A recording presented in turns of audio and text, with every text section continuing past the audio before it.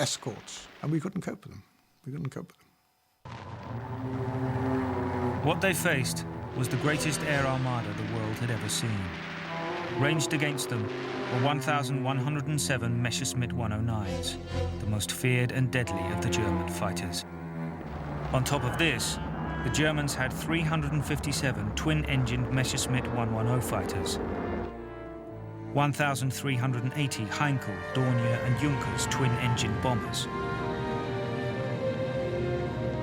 along with 428 deadly Stuka dive bombers ready to throw into battle.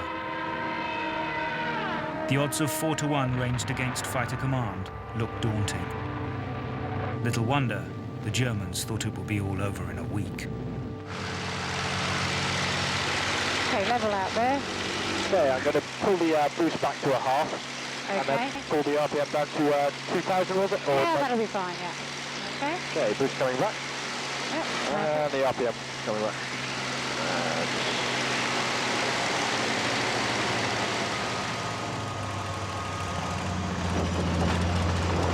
And that's a classic Spitfire bounce.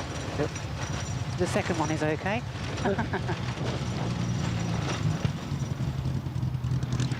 That was fantastic. It was a little bit twitchy to start off with, but once I got the hang of it, it's absolutely wonderful aircraft to fly. It's really nice and smooth, and very responsive to everything you do.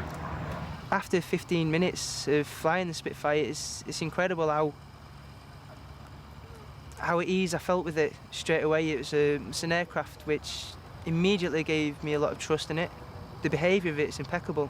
It's absolutely superb. They're both very competent, surprisingly so. How did you find that? John has the advantage of being advanced with the variable pitch propeller, so that was not something he had to take on board. But then you have to bear in mind that Dave had to take it on board and did. So I was pleased with that. They're neck and neck. There's nothing much to choose between them. But there is a definite difference between the RAF and the civilian. Dave and John's training is as realistic as possible, but there is one activity they won't be undertaking: firing the Spitfire's guns. The Spitfire's elliptical wings didn't just look beautiful, they were lethal too, housing an awesome array of 8 machine guns. Once Britain had got fighters that were fast enough to actually catch bombers, the problem then was to actually shoot them down, because bombers were becoming increasingly sturdy and they were becoming well armoured.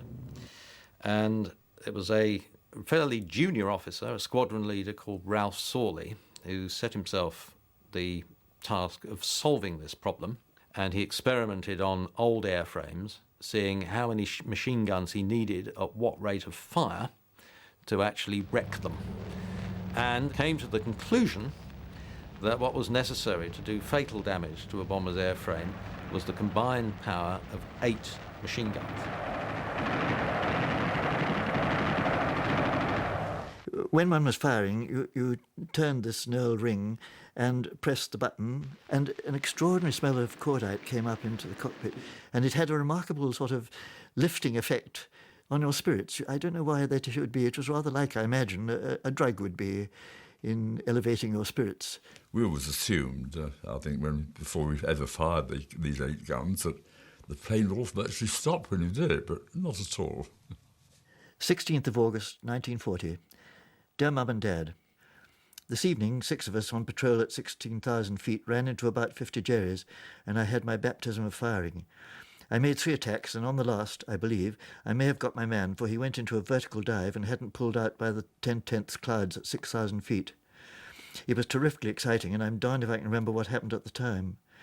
The others got quite a good haul, I believe, and as I had a cine camera mounted in my aircraft, I'm on my toes waiting for the film to be developed, to know if I was aiming anywhere near the fellow. More soon. Love as always, Nigel. Amazingly, the cine footage from Nigel's plane survives to this day, a shaky, grainy glimpse of one of air combat's decisive moments.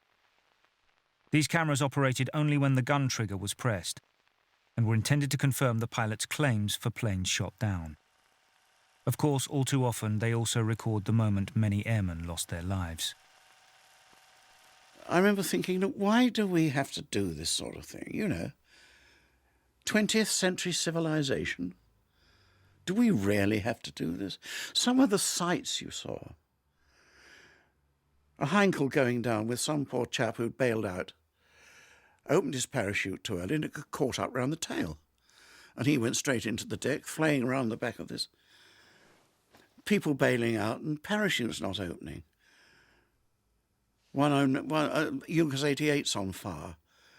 Heinkel, frightful. Parachutes all over the place. Some not opening, some... 20th century civilization. Come on, mate,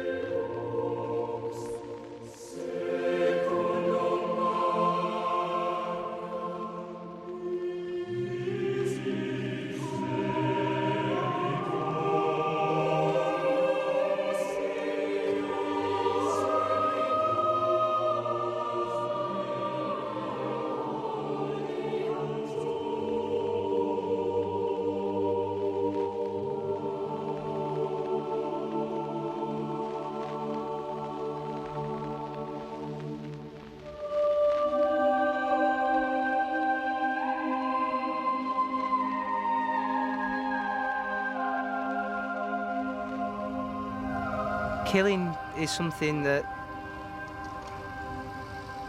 to be honest with you, I haven't really thought about.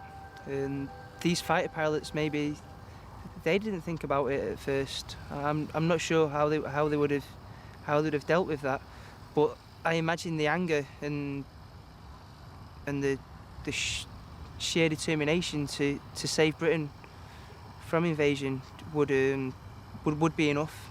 I don't think going into combat is something you can really prepare yourself for at all. You can't really think about it too much in advance, I don't think. It's something that is going to be totally different from any expectations you ever have of it. And it's something that everybody deals with in their own ways. Dave and John are beginning to understand the huge task facing the young battlers. By July 1940, the Luftwaffe were preparing to deliver a massive knockout blow against Britain. Mitchell and Cam had given the RAF the weapons with which to fight. Next time, we find out how the Spitfires were to perform in the face of this Nazi onslaught. Mitch! You can't take the Spitfires, Mitch. They can't take them.